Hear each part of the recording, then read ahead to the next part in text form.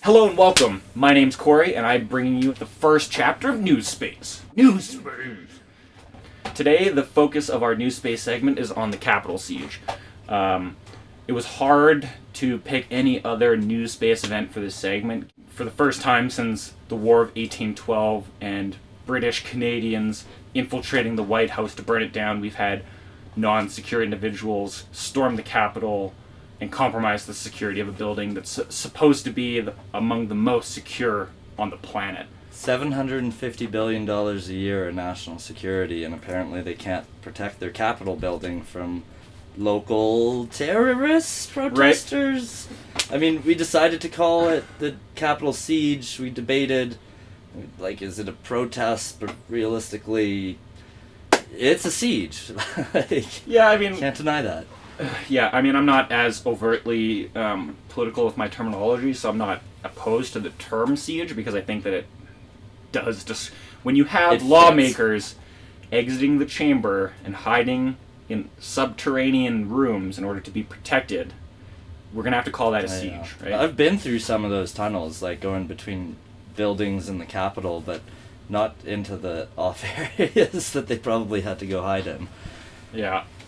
So obviously this is a piece of news that's dominated the headlines, and rightfully so. We had a circumstance in which a rally was held by the president, a certain amount of demands were issued by the president to hold those in the Capitol building in check as they were confirming the Electoral College vote of President-elect Joseph Biden, the result of which is that several hundred, perhaps thousands of individuals breached the secure space on the steps of the building, and hundreds more entered the building through violent measures, essentially, right? Breaking windows, circumventing doors, pushing back security forces, and the like. Like, fairly minimal resistance, too. Like, they might not have walked in, but compared to previous protests in D.C., like, they didn't meet a lot of resistance.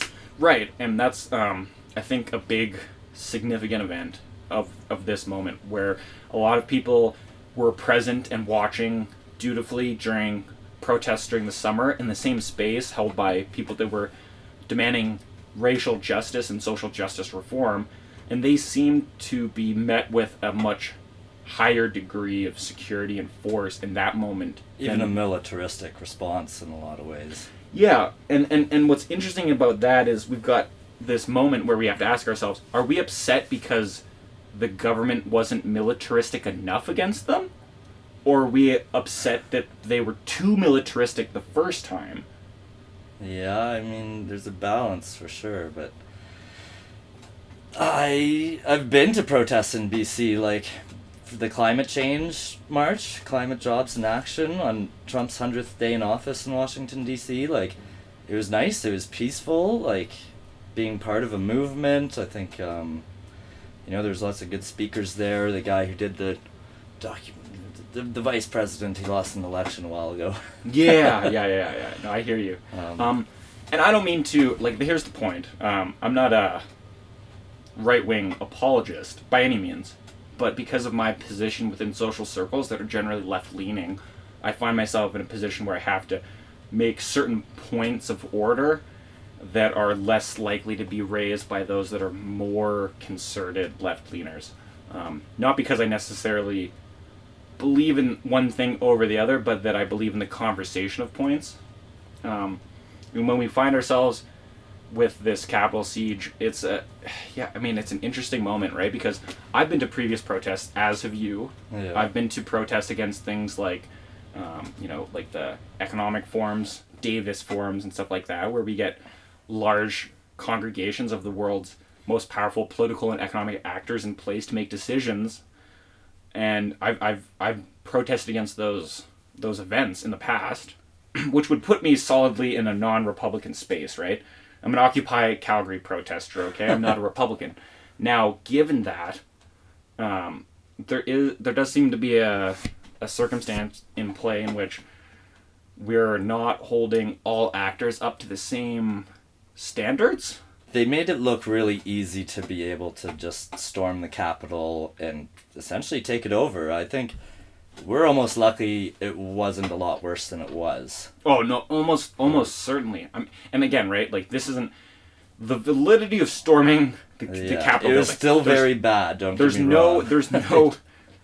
You're breaking all sorts of laws and you're doing all sorts of damage, right? That we're gonna have to pick up and deal with from now on. Yeah, American democracy has been like degraded at this point. There's a serious question of rebuilding from here. Like there's such a chasm in American society. How can we really, like, Joe Biden ran on a campaign for all Americans, but it's going to be really hard to bridge those gaps and reunite some people there. Like I heard on the radio the other day, it's almost like a soft civil war going on, or like a Cold War civil war.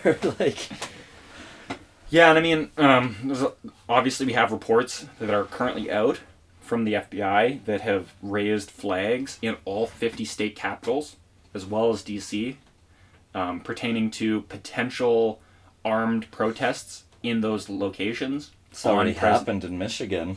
Already happened in Michigan. This report is more pertaining to the January 20th inauguration date. Yeah. And how there are plans across the country in state capitals to basically show a resistance, or I mean, who knows, right? The future's there. There was a moment in which that Capitol siege where I thought a coup was happening. You know, I was I was like, all right, here we go. There's gonna be some coup shit. Is the QAnon shaman about to overthrow the entire U.S. government? Like, well, that's the thing. I mean, it's funny that you would bring up the QAnon shaman. So it's like one of those like.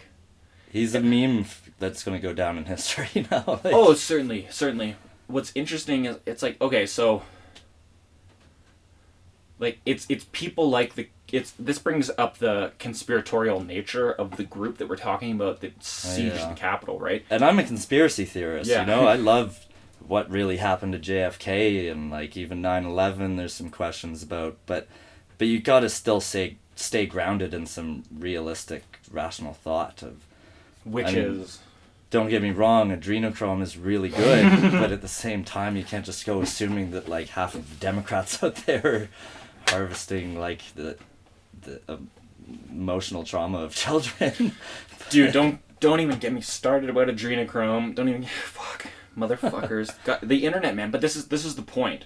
This is the point, is that these ideas are clearly far-fetched for those that exist outside of their sphere of influence. Yeah. But then for those that get pulled into that sphere and become isolated in it and find themselves in certain types of echo chambers due to positive confirmation bias, then these things that are clearly absurd to outsiders become clearly true to insiders, right? And the question of like how to respond to that is an issue, right? Because there's clearly aspects of polarized political talk that are at play. There are clear communications infrastructure systems at play when we talk about algorithms and their place on the internet in terms of procuring certain types of thought. Yeah, I mean, shutting down Trump's Twitter. I think I heard he was like officially banned forever from Twitter, like other social media platforms. He has temporary bans and like. Yeah, and Amazon online services. Yeah, got rid of Parlay. Parler. Was it Parlay? Was that the whole? Well, I mean, it's people call it parlor, but it's a French word. Like it's the Pirates of the Caribbean parlay. Yeah. Yeah.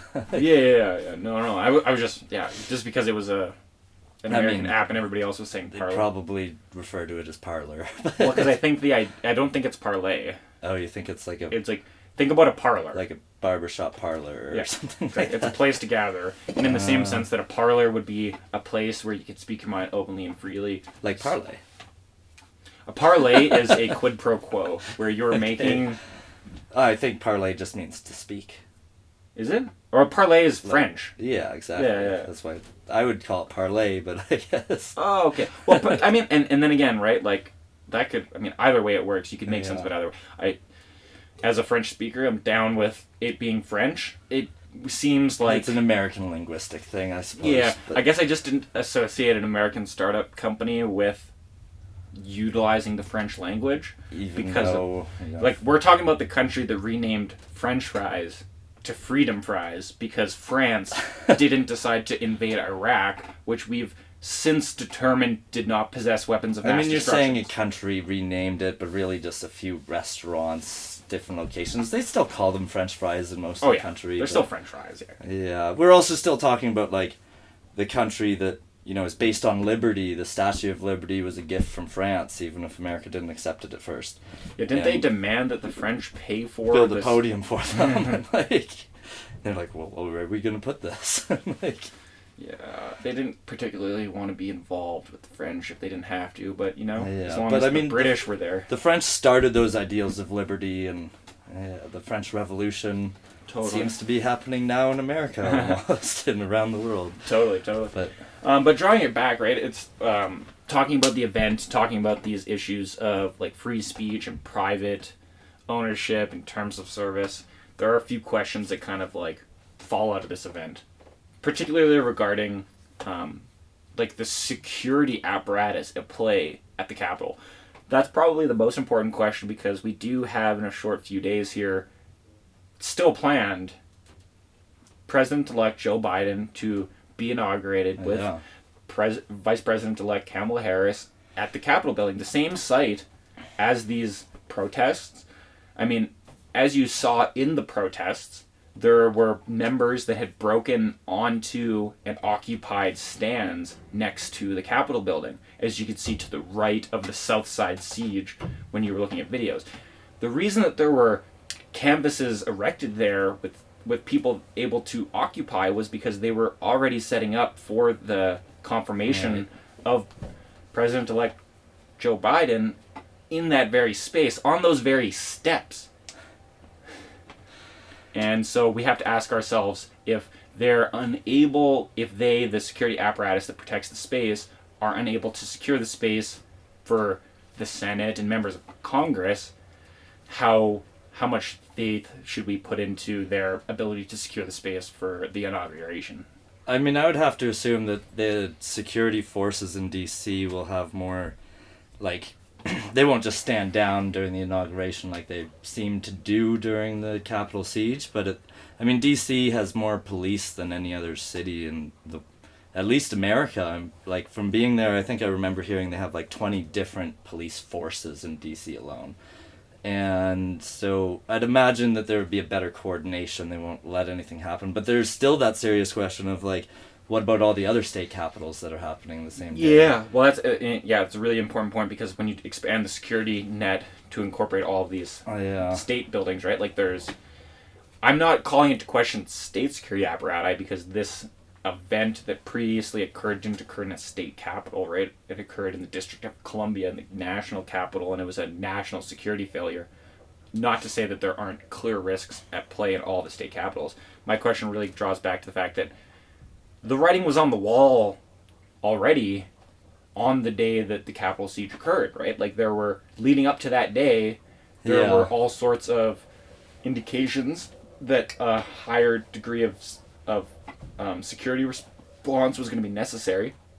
And even during the event itself, according to the District of Columbia City Council, they put in a request for the National Guard to respond to the protests, and that the original request to the Department of Defense was denied.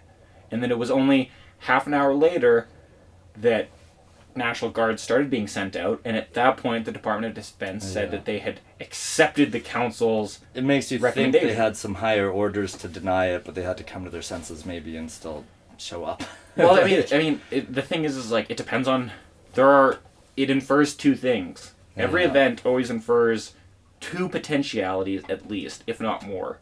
It's either that there was some sort of pre-understood conspiratorial nature to the lack of response in a timely fashion, right? Because there were people involved that had certain Chain of meaning, command. however it is, right? Yeah. But no, there's two differences here. There's either a deliberate delay, or there's a delay caused by the bureaucratic nature of the system, Which right? does naturally happen. Which doesn't actually happen. Yeah. Now, nobody would argue that there Bureaucracies. isn't a certain amount of delay when you instill checks and balances. In fact, checks and balances are there to delay, to provide the necessary time to check that circumstance. But you would think a call to protect the Capitol would be taken immediately. Like they could have been there in 10-15 minutes. They took half an hour or something like Exactly. that. Exactly. And it's more the eventual response, but in an incredibly delayed fashion. Yeah. While not necessarily confirming, which allowed people to like not just breach the Capitol itself, but get inside of the building, like force the evacuation of all of the congressmen, like involved. I think it was at least 5 deaths. Yep, 5 deaths as of now. But that's the point. So you've got 2 questions that arise out of a moment like this. Either the security infrastructure and those operating it are not adapted enough to be in line with the state of play. As in, other protests could recreate such an like when you have a security lapse, such as the Capitol Hill lapse, right? There are only 2 possible outcomes, right? Like either you didn't have enough security positioned in the right type of circumstance to prevent the breaching of the secure zone, right? Which would be an admission of fallibility on the part of whoever's organizing the security response, or they felt that they lived up to whatever the risk was, and that the components of that response didn't live up to whatever their responsibility was, right? I mean, again, with $750 billion of like spending, yeah, like you'd think they could, but like which feature of it failed then? Was it the... Well, that's what I'm saying is like, and then I brought up to you the question of the security of the president-elect, and you're saying, well, after the Capitol siege, they couldn't possibly allow anything else to happen, right? But how could they possibly have allowed the siege to happen? Like, that is just as bad as a security breach on an inauguration, right? Like, so they've already demonstrated an ability to be inept, which inevitably, like, so you can't take that ineptitude and assume that because they were inept that they will be totally coherent in their response after that, right? Yeah. I mean, I'm under the impression that like Donald Trump being president, seeming to like incite and be involved with the protests and siege that occurred, that like you'd have to imagine he was maybe also involved in some of the security not taking full force like they could have, and like maybe like he seemed to have stepped back a little bit, but you never really know what's going on in his mind. Like if there's this precedent set now, which will Trump from really having this chain of command, and I mean he's almost out of office, like God forbid he causes some kind of nuclear war or anything, but like if they're able to prevent him from having his usual command-in-chief status like that, then is this something that the Republicans could end up trying to hold against Biden and other ways even? Exactly. And I appreciate you bringing that up, because as a political scientist, I study systems of power. And so you can't approach how to solve the problem of like a political enemy without also acknowledging how the way that you approach that will inevitably set precedent in terms of how somebody may position themselves to oppose your own, right? So as soon as you are willing to justify your own means and basically forgive your own transgressions, you've opened the door wide open to that type of a state of play. And that's where it gets really messy. Going forward from here, do we want to like, the Democrats are going to have the House and now the Senate with the 2 elected senators from Georgia. Yep, 50-50 and then the plus presidency. Like they're going to be able to do what they want for the most part. And I'd kind of say, Obama had all 3 for his first 2 years. He did everything he could to get Obamacare out, but it's hard to really get a lot done in 2 years. You have to focus on what you want to do. But hypothetically, they could do a lot in 2 years if they really come together and put their mind to it. But it's those questions of like, so are they going to respond to this Trumpianism, and like are they like where's too far in that line of like whatever they do the Republicans will get them back for later. And the Republicans have now like gotten 2 extra judges on the Supreme Court, where like first they said that it was too soon, Obama was going to be out of president soon, so he shouldn't be able to appoint the new Supreme Court, and then now when it's even closer to Trump being like an election, then they say like, well, we hold the like Senate and whatever it was, so they still appointed another Supreme Court justice. So there's the question like, Biden could just say that we're increasing the number of Supreme Court justices, but will that just create this back and forth? Like, you want to keep things fair, but like, Yeah. yeah. I used to believe that like the good answer for populist right-wing politics is populist left-wing politics, but clearly, like, as much as I support Bernie Sanders, like, Biden won on a campaign of unity for all Americans.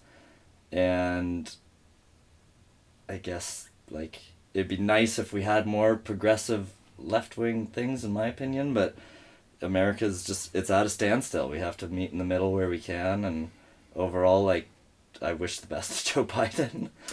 And I mean, and that's the case. I think ultimately we're in the best position we could possibly be in. I mean, from my understanding, Bernie Sanders will be the Speaker of the Senate now that they have a Senate majority, and like, it'll be nice to see him have like some real. Well, they were gonna put him on. positioning. Yeah, there were some other. He almost got. But he didn't, because for the most part, Biden's administration has shunned out progressives. They might have like. I forget the exact positioning, but there's definitely like the first Native American woman in his administration. They're taking slight progress. Well, I don't want to say that she's a slight progress, but definitely like a great symbol for America. But at the same time, like, most progressives have been largely shunned from like the presidential administration and government, and hopefully we'll see more of that. But more shunning of the progressives? no, more light for the progressives to creep their way into mainstream politics. And Yeah. AOC president in 2024, I think she'll be 35 and able to run for president. I hope so. I mean, she played Last of Us with Jagmeet and fucking... She caught Jagmeet once or twice at least, so she clearly can find the mole in the room, you know what I mean? It's kind of tough, like, as a politician going to play Last of Us, and then, like, you know, you don't want to be seen as the guy who's killing everybody when you're a politician. Like, well, that was AOC. I mean, she kept taking out Jagmeet, and, you know... Yeah. No. I mean, I'm just happy that the people that are aligned with my moral, ethical, political code are spending their time playing video games instead of, like, researching policy or legislation. I mean, when Congress is on recess, yeah, like, maybe you're still researching, but you have to still find some balance. As long as you don't have, like, 10 different kinds of ice cream in your freezer like Nancy Pelosi, is not her best move. Like, yeah. No, and I mean, and just to finish off this topic of the Capitol siege, you know, there's clear issues at play in terms of security when it comes down to the inauguration, when it comes down to moving forward. There's all sorts of polarization tendencies that we still need to adapt to, and I mean, even in this room. But you know, we'll keep an eye on this NewzSpace event, and I'm going to let Austin take it in terms of describing some more regional NewzSpace events that we're going to go into more detail in the next segment. One last thing I'd just like to say about the Capitol siege too is just that, like, you know, this happened on, I think it was the 6th of January, and like for 2021 to start off this way, it really shows that the characteristics of 2020 aren't really going to go away that fast. And if anything, 2021 might be more crazy than 2020 has been. And yeah, like, I feel excited to see what the future holds. I'm a little timid about what could happen, but it'll be interesting to see what unfolds in the future. And yeah, just moving into like this regional news, my friend Emily sent me this article from the Calgary Herald, it's titled, "An Airdrie cancer patient is the first Albertan to undergo legal magic mushroom therapy. Tony White was a man with terminal bladder cancer, while David Harder is the doctor who's done considerable research into therapeutic properties on psilocybin, and he was able to convince Health Canada to let them use the substance for 2 sessions. So he even had to, like, argue with Health Canada a little bit. They said that they didn't have any source for him to get these mushrooms from, and so they kind of had to source it locally, but still through a legal process. And ever since, Tony White has now been more mobile than he's been in months, and he's kind of even done like a 180, at least mentally. His wife has been saying that like it's been life-changing for him and the whole family to see him like laugh and be cheeky again. He's just grinning and enjoying himself, like being able to move around more and not be consumed by his illness of having bladder cancer. But it should be noted that like this magic mushrooms are in no means like a cure for cancer, but at the same time it alludes that at least it can help people maintain a positive attitude while they're going through it. Like even the placebo effect itself has such a great like power within people. If they believe they can get better, then there's a hope and stuff. Like more than that, the placebo effect can allow people to get better just by the ability of believing it. And otherwise, like this kind of relates to work Michael Pollan has done. He's like an academic giant. He's generally a nutritionist, but a lot of his more recent work was like dealing with cancer patients and like helping them therapeutically even just come to terms with death through psilocybin treatments. And I just remember like hearing him on the Colbert show, the late night show. He kind of mentioned like one of the patients he was dealing with described himself like exploding all over the room, that pieces of him were everywhere, but then he was able to come back from that and in a spiritual sense like realize that like if he was able to handle that and still think like even if I'm exploded all over the room, I still have some sense of myself.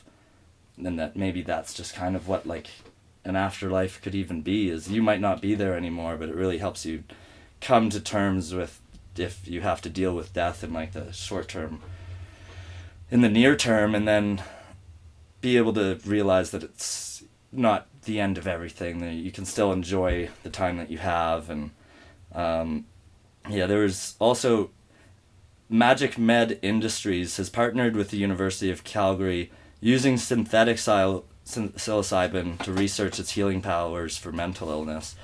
And just overall, I'd like to see Alberta taking these steps. We might be generally the more conservative province in Alberta with a conservative premier again. But it's still nice to see us kind of like marching in tune with the general sense that like psilocybin and just that alternative drugs might have very like applicable uses for every like general treatments of mental health, dealing with death, other things, PTSD. And we're looking forward to seeing how like the research develops and continues. And we're gonna explore the topic of the use of psychedelics in therapy in our next NewzSpace. So we'll go a little bit more in detail and see how this goes. Definitely in future segments and stuff we'll Yeah. have it involved. And aside from that, I think that's wrapping up our NewzSpace for today. Yeah, let's get into quantum visions. Yeah, and definitely send us anything you guys want to hear about. Quantum vision. Quantum vision. Quantum vision. All right, so in this segment, we're aiming to stimulate a cosmic awareness to the quantum nature of reality. We hope to discuss the features of quantum physics involving non-duality, non-locality, non-determinism, which will allow us to understand nature as being intrinsically intersubjective, connected, and inherently uncanny, strange, and mysterious. Just like to make a warning that we don't want anybody to take anything too seriously. We're not doctors, but we are social scientists.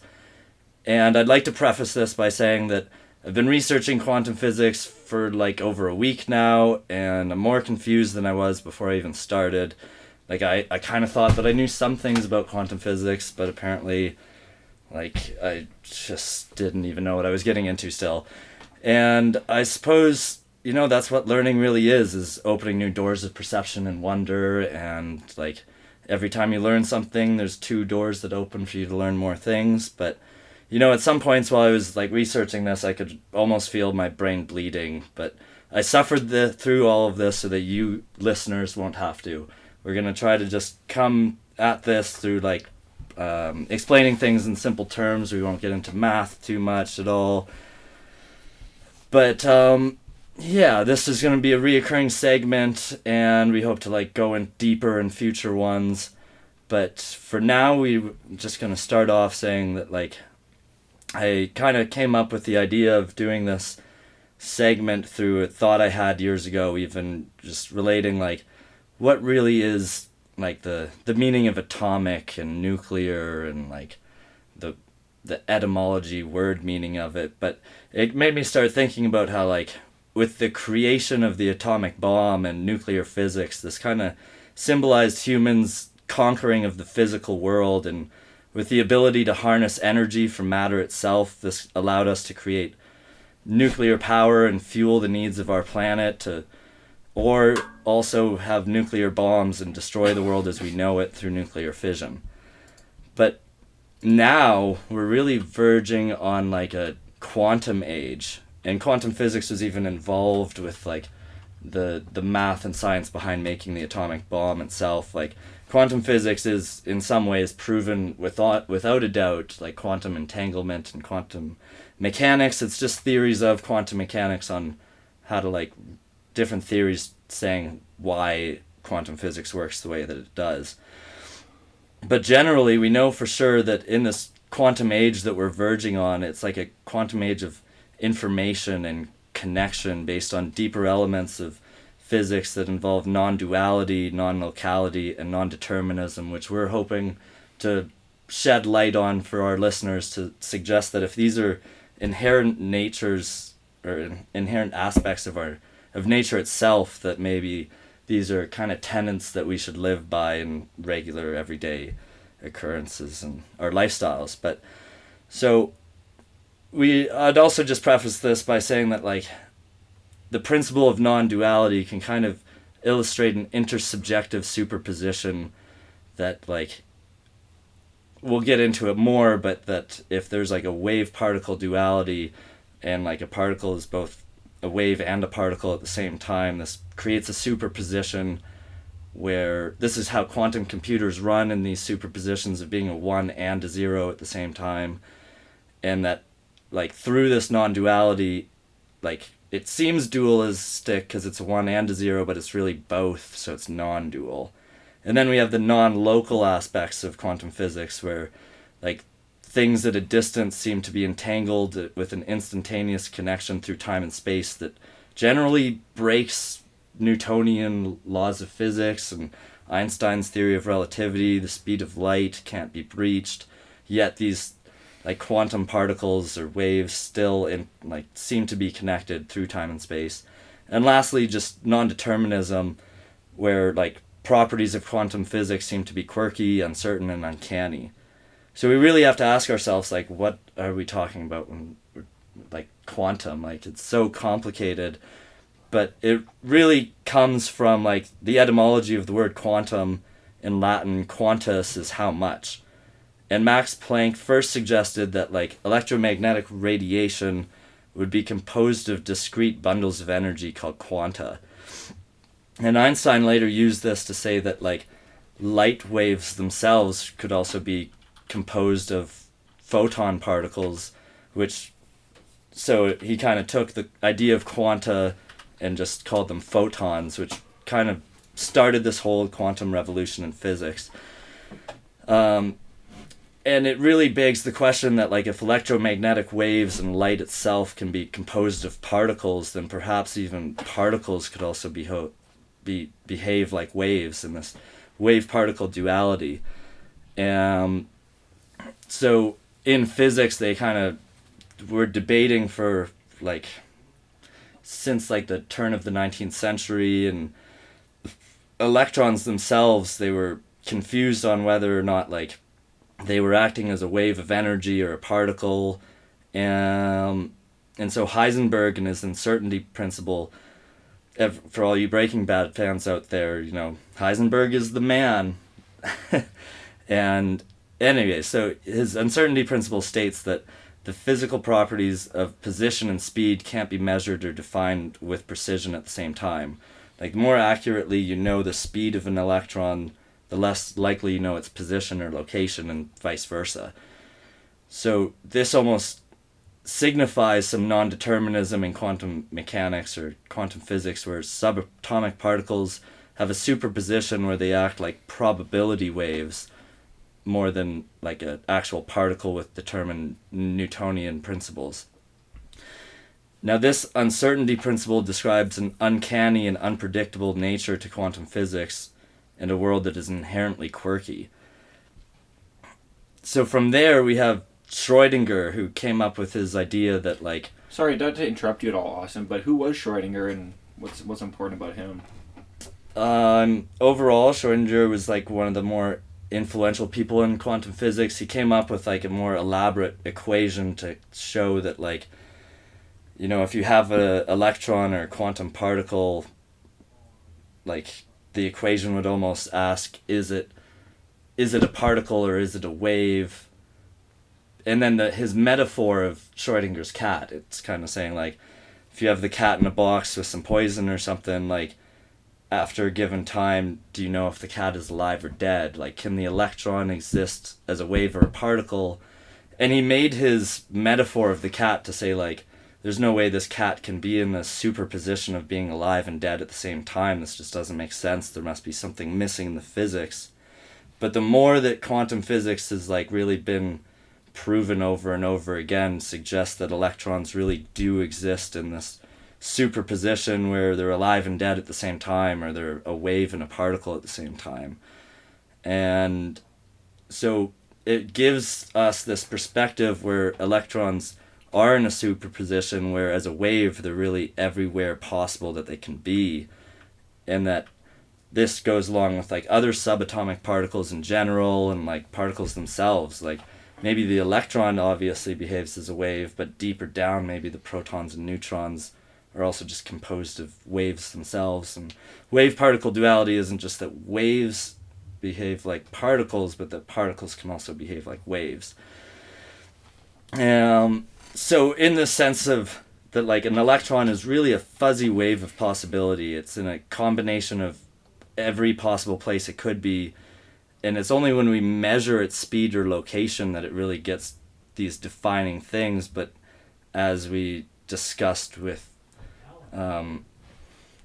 Heisenberg and his uncertainty principle, like, we can tell its speed but not its position, and so this non-deterministic nature kind of just makes the electron, like, it has this fuzzy property where it can be everywhere at once, at least wherever possible that it can be. And this is also proved through, like, the double slit experiment is, like, a real pinnacle of quantum physics, where it shows that, like, usually you would think if you're shooting, say, a particle through two slits in a piece of paper or surface, that in, like, a background surface, you're shooting particles through two slits, you should get, like, two slits on the background.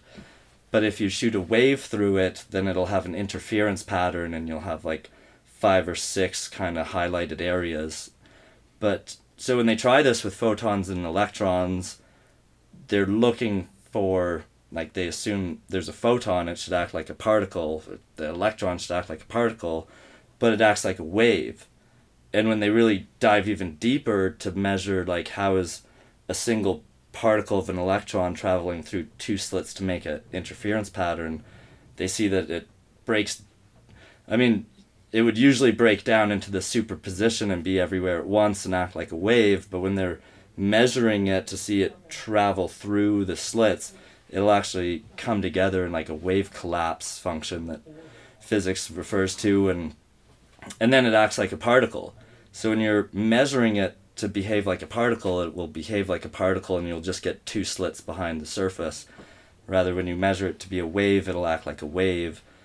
And this kind of highlights that non-dualism of wave-particle duality, where, like, it technically just exists in a superposition of being a wave and a particle at the same time, until there's an active, like, quantum physics debates about, some scientists will say, like, that the observance and measurement of it is affecting it, and therefore, like, we just can't know because we, like, by observing it is affecting it. And then there's the other side where it's like maybe our actual conscious observance of it itself is what causes it to like collapse into being a particle from a wave. Now, there's two sides of this. We're not going to get into that too much, but it's generally just a fact that the superposition of wave-particle duality exists, and this is also how quantum computers operate, through like getting particles into a position where they have a superposition and they're both a 1 and a 0 at the same time. Compared to regular computing will be like 1 or 0, these quantum computers are able to be 1 and 0 at the same time and allow them to make computational processes like incomparably faster. I think I saw something that like Google's quantum computer had like 74 qubits, they call them, or quantum superposition things, all in unison to make their computations faster. But overall, like, this idea of wave-particle duality illustrates that tenet of non-dualism, which is, like, we're going to say a fundamental principle of the universe, and it's also in a Buddhist sense, like, that dualism is the illusion. It's not a wave or a particle, it's really both in a superposition. And me and Corey have also been playing around a little bit with this idea of superposition. It's like that uncertainty of things as well, where like, is the cat dead or alive? Is Corey sleeping, or is he about to jump up and scare me? But I mean, I think when uncertainty is at its highest, potentiality is also at its highest. Yeah, and I think it harks into that very nature of comedy too. Like, you think something's funny when it's unexpected.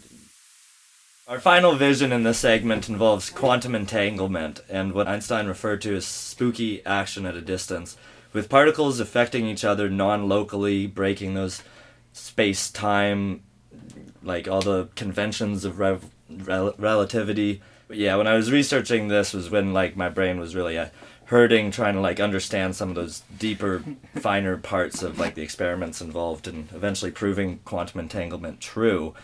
The whole thing started off with like the Einstein-Podolsky-Rosen article paradox, typically referred to as like EPR, where Einstein and his colleagues realized that like a lot of the math and like atomic and quantum theories were starting to suggest that these like quantum particles, or hypothetically like electrons, could be entangled and like affect each other non-locally from a distance. And because Einstein held like his theory of relativity, the speed of light, so sacred, like this information couldn't pass through time and space faster than the speed of light to have these quantum particles like still intertangled and connected. And so they said that like this must just be some kind of like flaw in the math, isn't complete, and they put forth their theory that was kind of saying, like, giving a local deterministic explanation, saying that like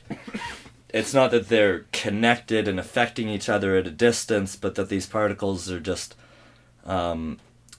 like so complicated that like when they were emitted from their source, like they had this code in them that makes them appear connected.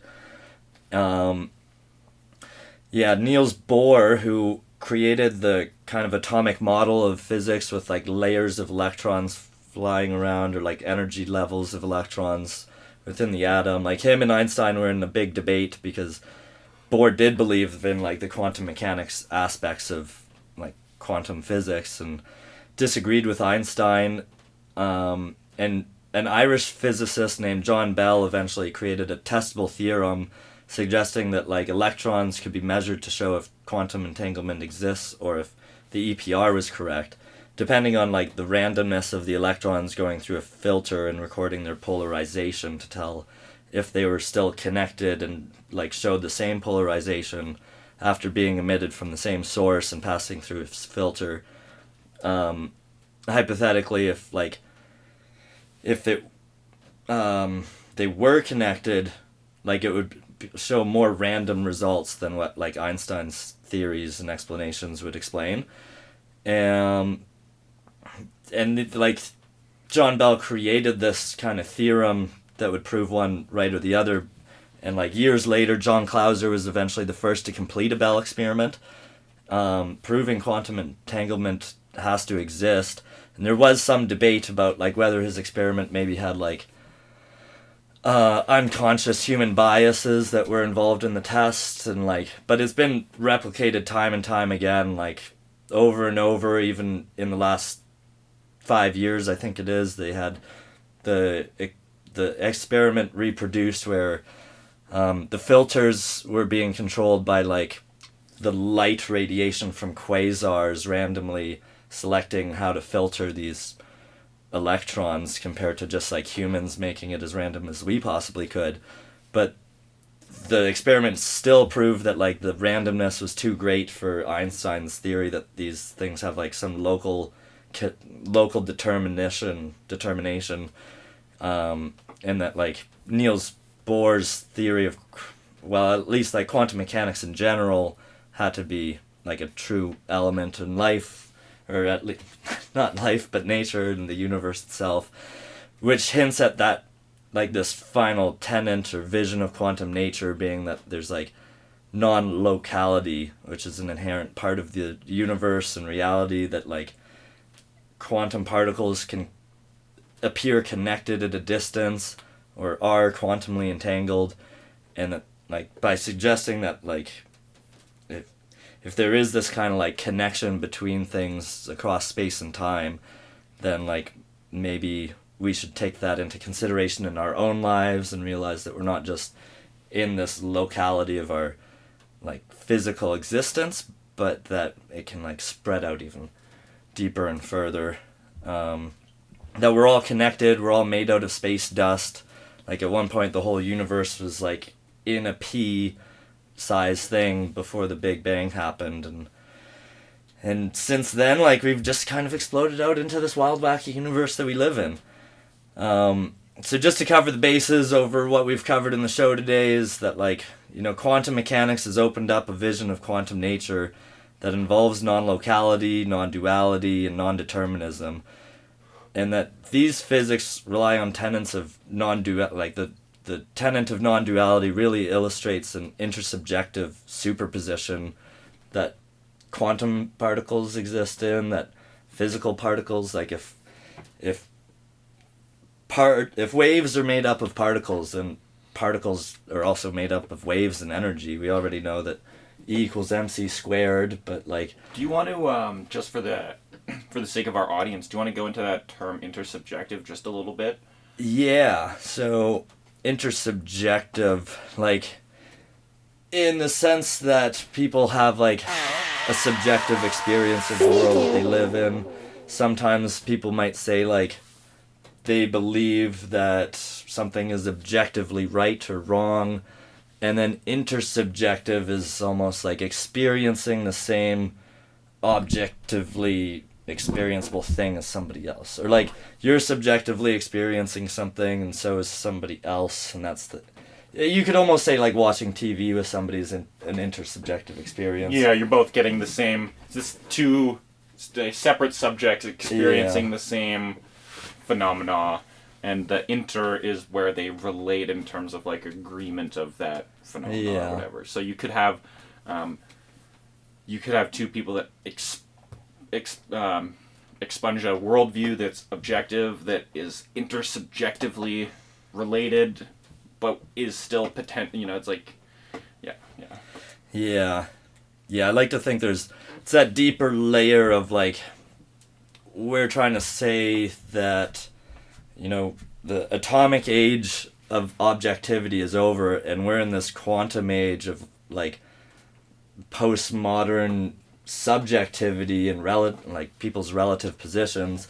But it's even deeper than that. It's like an intersubjective thing with like we're all connected. And yeah, exactly. For when you're entering space where making discernments of phenomenon as being objective becomes difficult, terms like intersubjectivity really lend themselves power in terms of getting as close as we can to describing what is that like sense of objectivity, but without like crossing a line to assume the system's objective in some sense, or that we as subjects could ever truly have an objective understanding.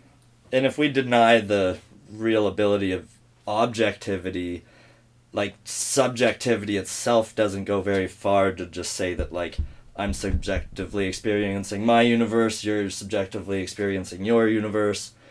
But unless we're intersubjectively like having that connection, then there's not a lot of like what's the point of me living in a world alone and not being able to like and so like with this whole the notions of quantum physics that like, you know, they're the non-duality, like wave particle duality isn't particles and waves aren't one or the other, they're both. And like people, we have different opinions, but like really we're still all the same.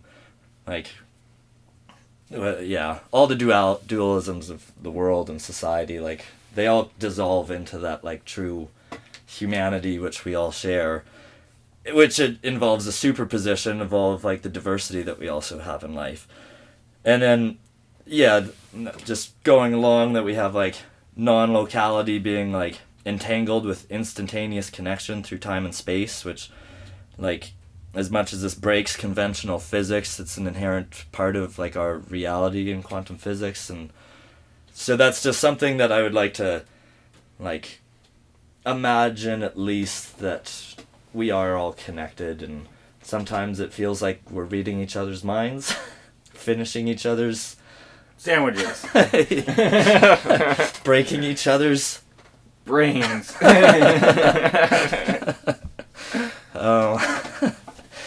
Yeah, and then just lastly about non-determinism, that we all have, like, we live in a world and life with properties of being quirky, uncertain, and uncanny.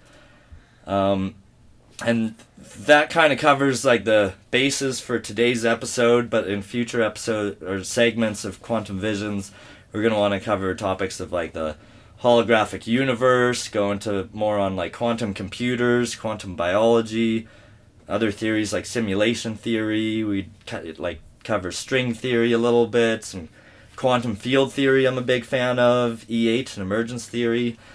But overall, I'd just like to say, like, probably do a holographic universe thing next, unless you listeners have anything you really want to hear. If any of you guys want to come on the show, we'd love to have you involved in the conversation.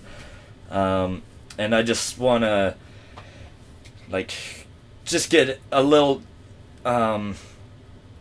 trailer or hint, I suppose, for talking about the holographic universe, is that, like, we can imagine space, or the very fabric of space-time itself, being made up and threaded by quantum mechanical layers of entanglement of higher dimensions in a holographic system. And there's lots of interesting, like, science on these topics, like whether it's string theory or quantum loop gravity, like emergence theory. I find they're all kind of like giving different explanations for like math behind this hologram that we live in. And just to explain like a hologram to anybody who's not quite as familiar with the concept, it's kind of like it's having a higher dimensional object imprinted on a lower dimensional object.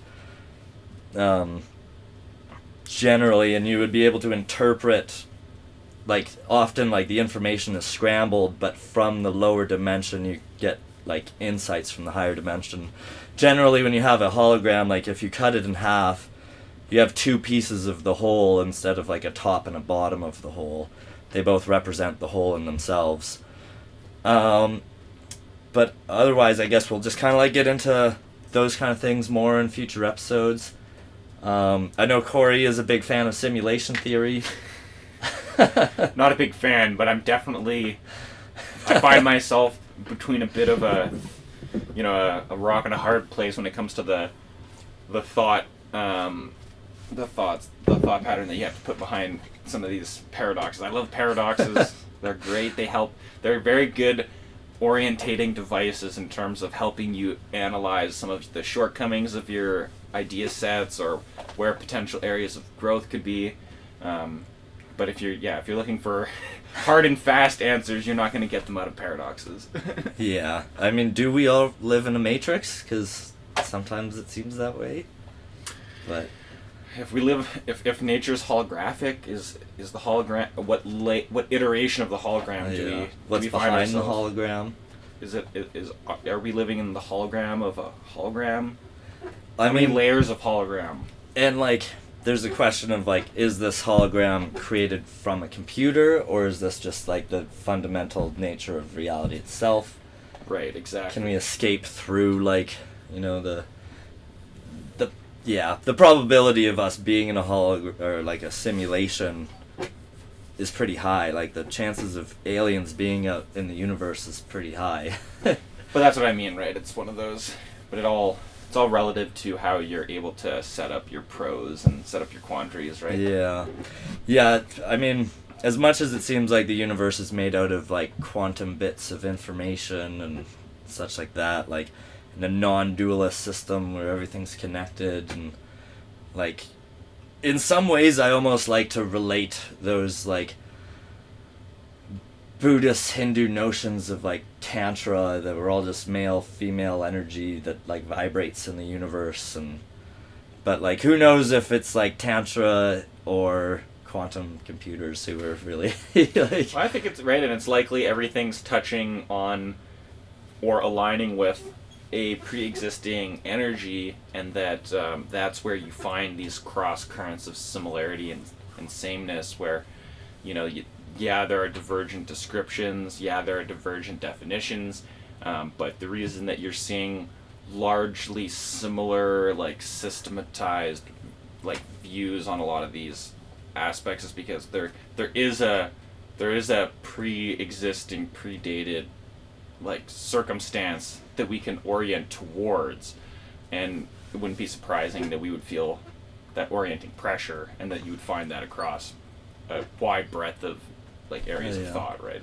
Yeah. But it's just you're gonna change certain words for certain other things, right? You either call you call the light female energy, and you call the particle male energy, and Whoa. or you Yeah, I always get confused which one's like the Tao and the Tao. Well, that's what I mean. Like, it's like, but I yin mean, if and E equals yang. MC squared, then it doesn't, then male can be female, and female can be male, and that's not, it's not their existence. But it is their funny though, sameness like is the point of. Typically, from my understanding, like female is the receptive energy, and male is like the action energy. But it, like again, this comes down to there are so many different thought patterns in this area, even when you break it down into Eastern trains of thought that have masculine and feminine energies. They kind of infinitely fractalize outwards until with specialization areas. This is one of those areas where all it takes is the analysis of feminine energy within these various structures to kind of understand how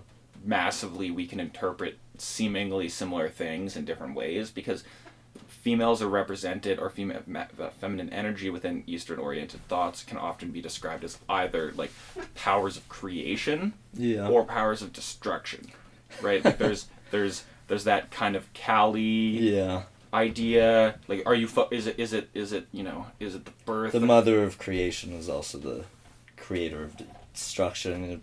Their inherent process. My name's almost Corey, and like that makes me, I'm like Phosphine or whatever. I'm the goddess Greek goddess Phosphine, who's the fucking wife of Hades and rules the underworld. Nice. I didn't know your name had that etymology. Yeah, it's fucking Cora. Oh, yeah. You'll find in very in similar but different systems of thought a focus in one group on those creative tendencies, and in another on the destructive capabilities or potentialities. But it's always also just about dissolving those dualities, because it's both in that sense. They're. I mean, that's the goal, right? They're inseparable in a way. Yeah. And I guess just to wrap up our segment here, I'd just like to say that I'll give a quote from Einstein, is that reality is an illusion, albeit a persistent one. Maybe this hints to the holographic, fractal nature of the universe that we live in. And that there's also one thing for sure, is that quantum mechanics has been proven beyond a doubt now. And this suggests both A, action in one place in the universe can have instant effect everywhere else in the universe, or B, that particles only really take on physical properties when we measure and observe them. Or C is A and B together, like really. Or D We is neither probably do A live or in B, this. right? And then if we're talking about something, Do we live in a dream? And if it's a Or- if this is an undetermined superposition, then there are more than 4 nodes. Yeah. I mean, is there only one conscious observer at the center of this hologram of all things? Or is it like in a Buddhist sense that we're in an illusion and like true enlightenment is to escape it entirely? Well, Nirvana, that's... yeah, I mean, we'll explore that more. Just, trigger warning. Yeah, so we hope to see you next time on Quantum Visions at O Media. And we're going to go back to headquarters at O Media Central. Yeah, back to O Media. From the Zesty Electric Studios.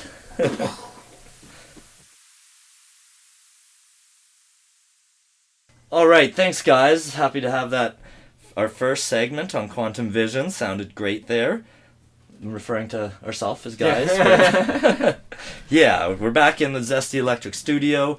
And so we also just wanted to take this time to give a question for everybody. We're officially taking Schrodinger's cat as our official mascot. We're giving him a name. We've already named him. We want to know if anybody can guess his name.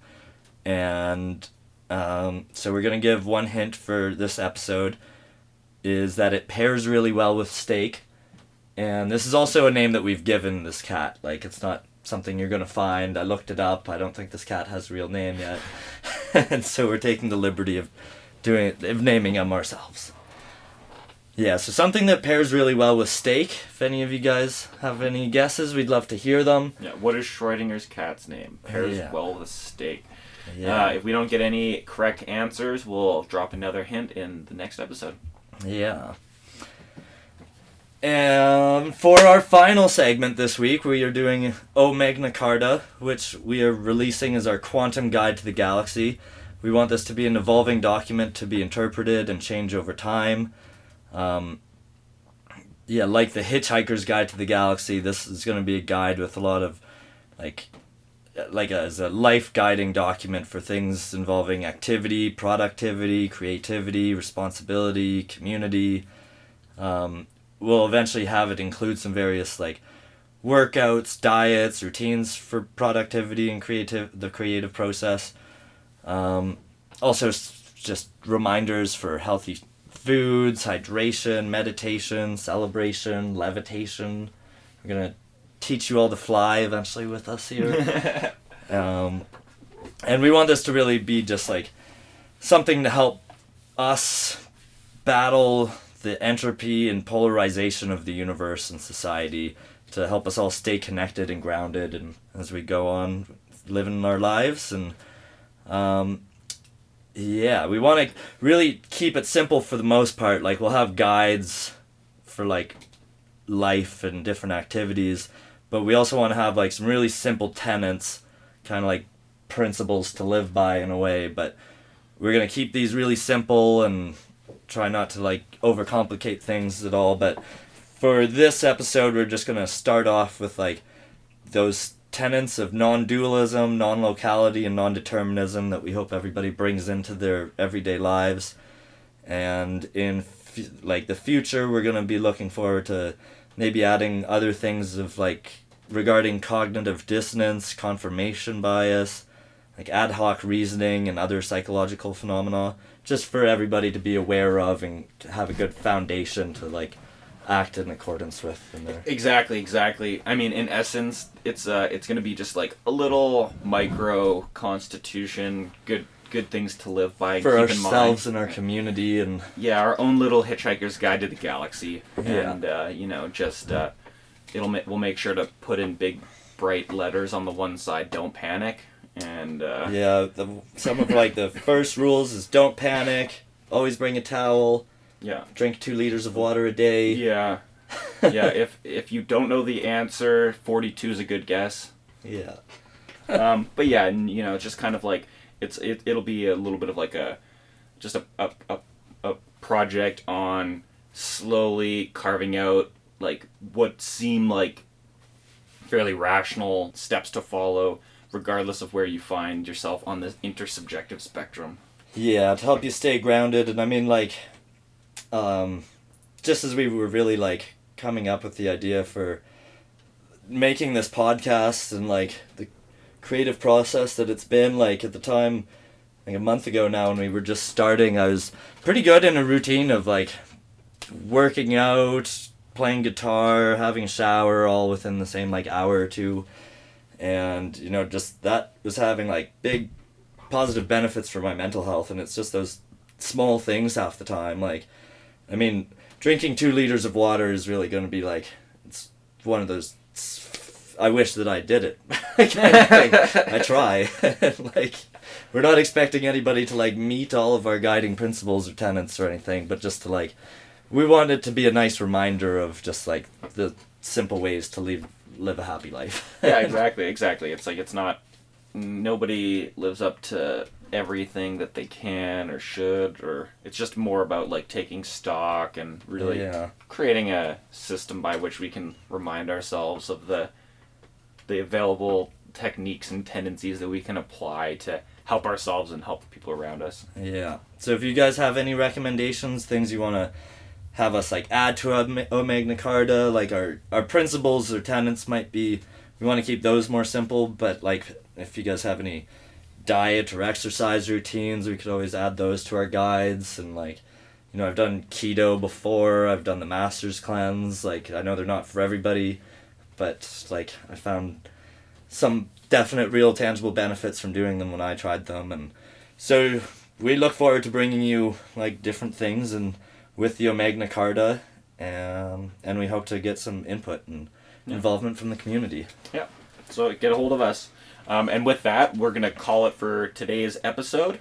We don't have an interview for today. We may, for our next podcast, have an interview for you, but just as we get going with the segments and kind of introducing some of the segment topics and headers and stuff, it's just going to be a little bit of some paperwork and housekeeping as we get the momentum rolling here. But we do want to start ending our podcast off on little bits of inspirational music.